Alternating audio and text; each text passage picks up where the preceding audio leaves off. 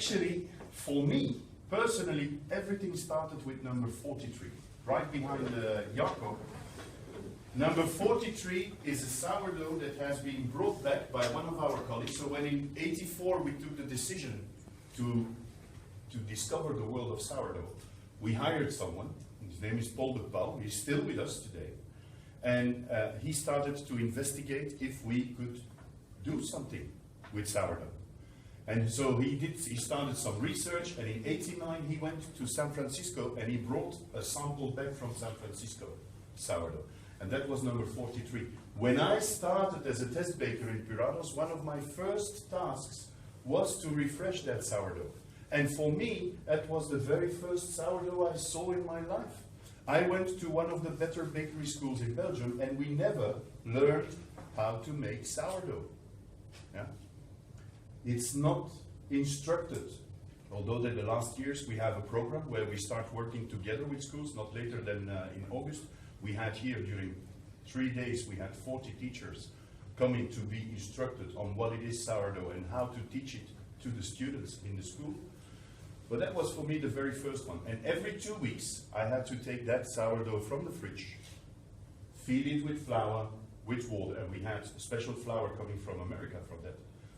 With flour and water, we feeded it. I kept it for 6 hours at 35 degrees, and then it went back in the fridge for 2 weeks, and then every 2 weeks I had to do the same. And from time to time, we baked with it. So I baked my very first sourdough bread I baked with that number 43. That's why it has a bit of special, I have a special relationship with that one. But then after what Annemarie Dow told us about the future of bread lies in its past, we went to Altamura and we got a sourdough from there. And number one is the Altamura sourdough. And we started working together with Marco Gobetti to have that sourdough analyzed and to isolate all the different microorganisms from it. And we started a project together to see if we could not create a sourdough for us out of that sourdough. And we did. And we turned it into one of our commercial products. There's this one that we launched in 2005 and that now is available all over the world. But the story behind this, the knowledge that we got out of that analysis of that one sourdough was so interesting that we said, well, there's so many more sourdoughs in Italy. We should go and investigate on them. So we went to 17 different bakeries. We got a sample of the sourdough, and in Marco's laboratory, he isolated and identified every single lactic acid bacteria and yeast that you can find in these sourdoughs. And again, the result of that study was so interesting that we said the year after, let's do the same, but now we will not go to the bakeries in Italy, but we will go to the patisseries. Because the pâtissiers in Italy, they do not make bread, but they make panettone, the famous panettone, the colomba, the pandoro. And so we collected again 18 sourdoughs originating to make panettone. And again, we did a study on that. And then in the meantime, we had a colleague from Greece. He said, well, my mother, she has a sourdough coming from Basil. And we were like, so okay, let's go and let's try to get these sourdoughs in here. And then we had a customer in Hungary saying that I would like to have a sourdough originating from the Tokaj grapes.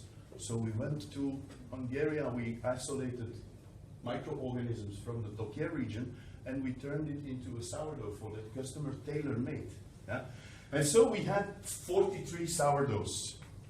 Suddenly, I said, no, we should do something with it. And Stefan, who is sitting there in the corner, and myself, we were upstairs during a visit. I think it were some Spanish customers, and they started mingling too fast for our Spanish. And so you know how it goes, but suddenly you start your own conversation, and it was already late in the evening, and the open fire was on, and we had a bread and wine session behind our back, and then we had to drink a bottle of wine, and we were like in a kind of dream phase. And then the discussion rose, well, we should do something with these sourdoughs. And I remember him saying, can't we make a library? So that was the kickoff. That was actually, it was around 2009. can't we make a library? And Who said it? There in the corner. Are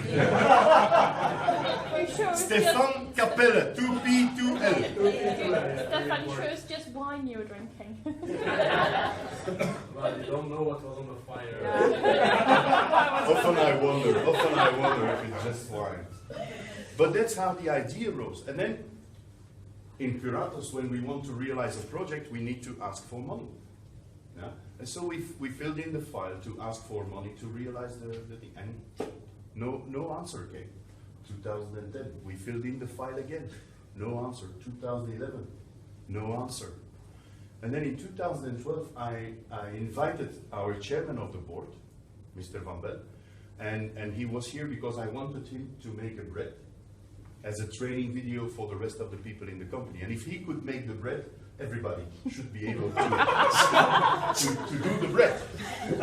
And we were waiting for the dough to ferment, and so we had a little bit of time, and we started chit-chat. And I said, bon, when are we going to do the library?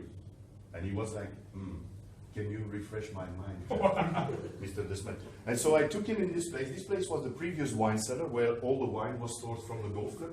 And it was like a very messy place, and he doesn't like messy places. So he got already a bit nervous when he was here. And then so I explained the whole idea behind the library, that we wanted to have it and to preserve the biodiversity. And then he said, yeah, and why didn't you do it? And then I said, I would like to, but I don't have time. And then he said, okay, how much time do you need? So I gave him the budget, and the next day we had the green lights. And 1 year later was the official opening. October 2013, we had 43 sourdoughs, and since then the collection has been growing. So we started with sourdough from Italy, Hungary, the US, and Greece. And so Eric Kaiser, famous baker from France, brought his number 44 and number 45 sourdoughs for the official opening. We had a little event with that, where we invited some customers from all over the world, and that actually kicked off the whole sourdough library experience. Yeah? And so from 44 till 59, that's all sourdoughs from France, which I will explain a little bbit later. Number 60 is coming from the US, 61 is from the Netherlands, from a bakery that appears in the book of Ineke. Bergen op Zoom, Bakery de Kiem. 62 is from Portugal, from the UK, sorry. 63 is from Portugal. 64 and 65 are coming from China. 66 is coming from Australia. Go as it goes.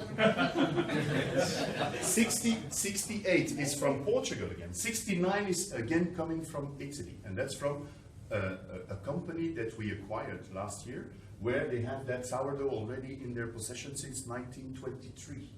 And every day that sourdough is refreshed in order to be sold in the market. Is that the oldest that you have? No, that's probably not the oldest. I will come to probably the oldest one. Number 72 is our famous birote sourdough from Mexico. Number 73 is from Peru. Number 74 and 75 are from Switzerland. And they were here last Friday because they wanted to see their sourdough in the library. Number 75 is from the famous Richmond School, who deposit their sourdough here. And 74 is from a bakery. I can't pronounce the name where it came from, but it's Arnold's Bakery. He's a 5th generation baker. And so he said it's already there since the beginning, as it must have been 1884, something like that.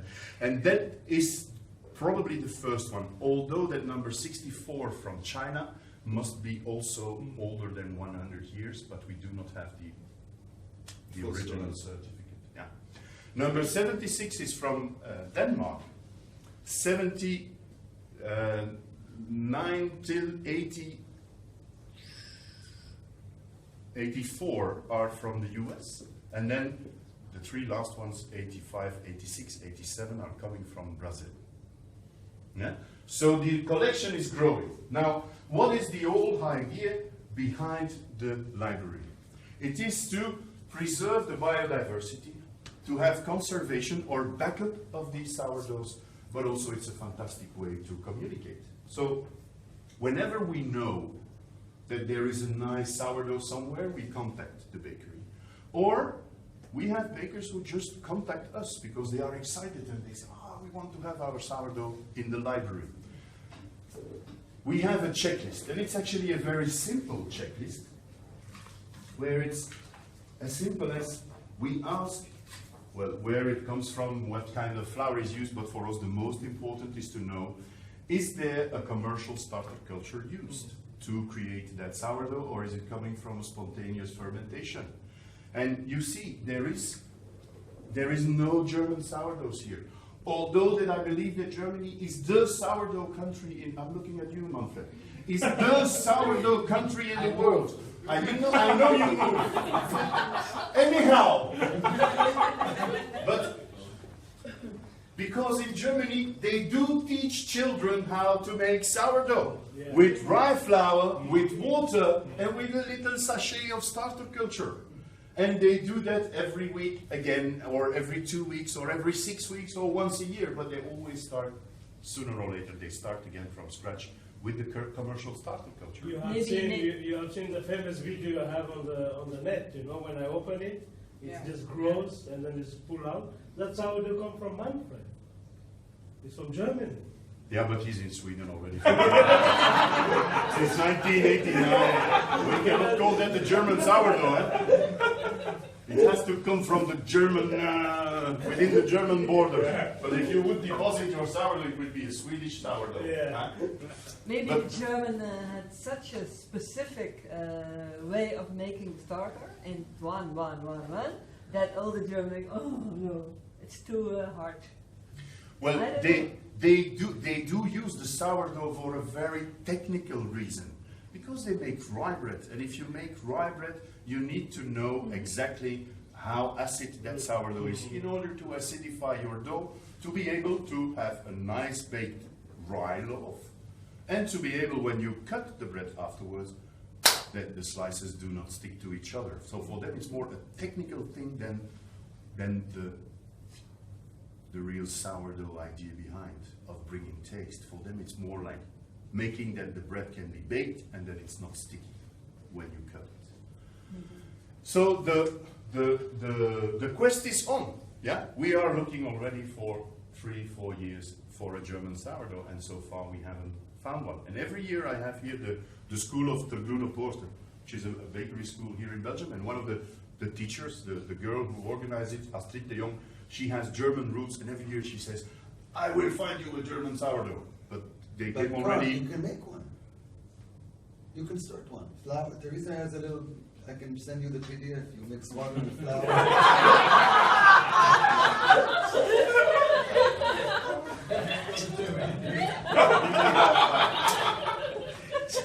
Of course we can.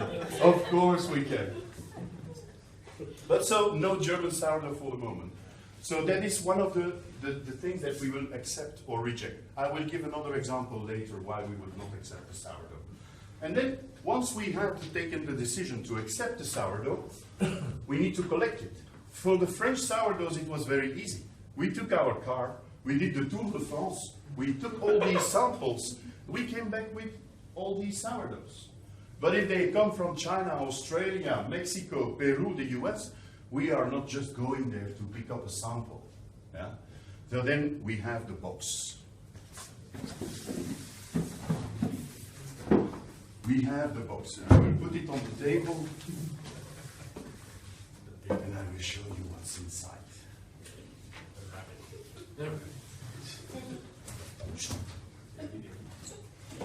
So it's like a cool box, yeah, with some of these freeze elements. Yeah. And before the box is leaving, our chef Nadia, yeah, is filling the box with 3 empty jars with the label, with the number of the sourdough. Because once we accept the sourdough, it receives the number. That's why you see that here and there is an empty spot. We know which sourdough has to come there, but it didn't arrive yet. Yeah. So before the box is leaving, the 3 jars are put into, and also an empty bag, also with the label, with the number. The box is sent to the bakery, and then someone from our local R&D team is going there to prepare the box to be sent back. So the baker has to put the elements in the freezer, 24, 48 hours before the box is sent back. And then the 3 jars have to be filled with sourdough, and the bag has to be filled with flour. The flour that the baker is using to refresh his sourdough. The box is sent back not to Vith, but to Anden, which is another place where we have our huge or our bigger microbiology and our scientists all together. And there, the first jar is kept for the analysis that we can do in-house. The measurement of the pH, the acidity, the color, the viscosity of the sourdough. 1 jar is sent to Bari, to the University of Marco Bobetti that you've seen in the movie, and he will then isolate and identify all the different strains. And so, when he isolates them, he puts them into a little tube like this. Yeah? And then, when the microorganism is isolated in there, we put it in a freezer at minus 80 degrees centigrade, which is in Fahrenheit more or less the same. Yeah? Cool. It's very cold. It's very cold. So, from the 87 sourdoughs that we have here, we have a collection of approximately 750 different microorganisms that we collected. Yeah? How much? 750. Okay. From the how many? From the About 87. Yeah. About almost 10 per sourdough. Average. I'm like Johan, I cannot calculate. Better stick it up. So, the third jar is then put in a glass bocal jar. Yeah? We add the label, and from that moment on, the sourdough enters in the library. From that moment on, the sourdough is part of the World Heritage of Sourdough. And that's when it all starts. Because we need to feed the babies. And you recognize here, Nadia? She's not only preparing flight tickets, hotel bookings, but every 2 months, Nadia and I, we are backslopping or refreshing the sourdoughs every time. Yeah? So once a year, Nadia sends a label like this that we send to the bakery that has a sourdough here. They have to remove the non-sticky part and stick the label on a bag of flour. The flour that they use to refresh their sourdough, and they send us back the bag of flour. Now, Ralph, you can stay where you are. You can stay where you are, and you can just tell what you see behind you. Or Anita, what do you see? All buckets. It's all buckets with all the original flours. So from every, that's in internal kitchen, from all the sourdoughs we have the original flour in order to feed the babies. And I'm going to give you an example because every sourdough has its own flour. You see that at the different colors. But they also have their different recipes. Some sourdoughs are very stiff. Number 73. Very stiff. It's probably the driest sourdough that we have. And number 60 and number 82, those are probably the most liquid ones. Yeah? Where the ratio of water is higher than flour. I'm going to take the example of number 44. It's the recipe I always take as an example and the one I know by heart. So I take 400 grams, 400 grams. And we measure before and after each refresh, we measure the pH. And so we take 400 grams, we add 300 grams of flour, 300 grams of water, we blend it, and we keep it for 6 hours at 35 degrees. Yeah? And then we store it for 1 night in the fridge, and then the next day we start again by mixing 400 grams of that sourdough with 300 water, 300 flour.